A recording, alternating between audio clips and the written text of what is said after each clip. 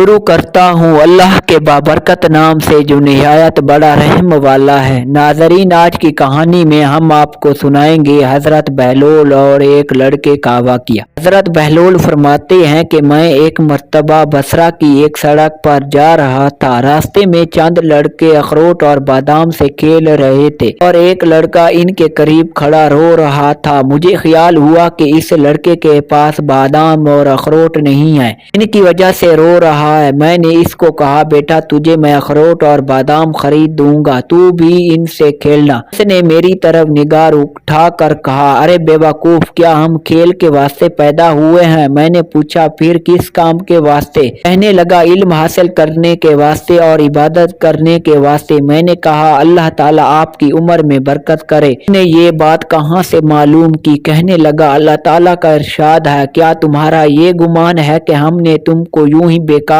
पैदा किया है और हमारे पास नहीं लौटाओ जाओगे?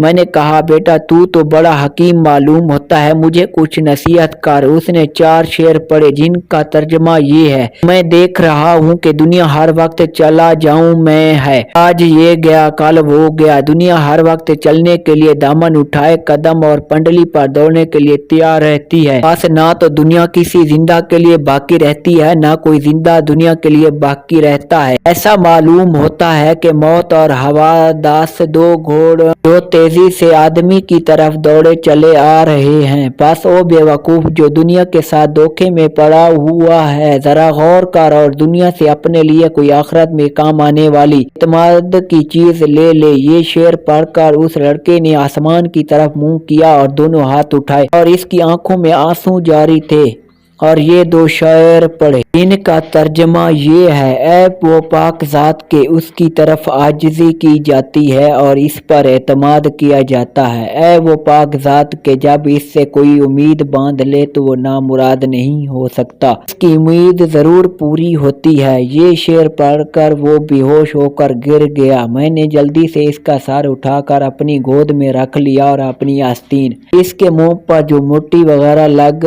गई थी पहुँचने लगा। जब इसको होश आया तो मैंने कहा, अभी से तुम्हें इतना खौफ क्यों हो गया? अभी तो तुम बच्चे हो, अभी तुम्हारे नामा अमाल में कोई गुनाह भी ना लिखा जाएगा। कहने लगा, बहलोल हट जाओ। मैंने अपनी वालदा को हमेशा देखा, जब वो आग जलाना शुरू करती है तो पहले छोटी छोटी लकड़ियां ही चूल्हे में रखती है, इसके बाद बड़ी लकड़ियां रखती है। मुझे ये डर है कि कहीं जहन्नम की आग में छोटी लकड़ियों की जगह मैं न रख दिया जाऊं। मैंने कहा, साहबजादे बड़े हकीम मालूम होते हैं, मुझे कोई मुख्तसर नसीहत करो। इसने इस पर 14 शेर पढ़े जिनका तर्जमा ये है, मैं गफलत में पड़ा रहा और मौत को हाँकने वाला मेरे पीछे पीछे मौत को हाँकने चला आ रहा है। अगर मैंने आज गया तो कल जरूर चला जाऊंगा। मैंने अपने बदन को अच्छे और नरम लिबास से आरास्ता किया, हालांकि मेरे बदन के लिए कब्र में जाकर गलने और सड़ने के अलावा चारा कार नहीं। वो मंजर इस वक्त गोया मेरे सामने है जब मैं कब्र में बोसीदा पड़ा हुआ हूँगा और मेरे ऊपर मिट्टी का ढेर होगा और नीचे कब्र का गड़ा होगा और मेरा ये हुस्न और जमाल सारा का सारा जाता रहेगा और बिल्कुल मिट जाएगा, हत्ता कि मेरी हड्डियों पर नरम गोश्त ना रहेगा और ना ही खाल रहेगा। मैं देख रहा हूँ कि उम्र तो खत्म होती जा रही है और आरज़ुएं हैं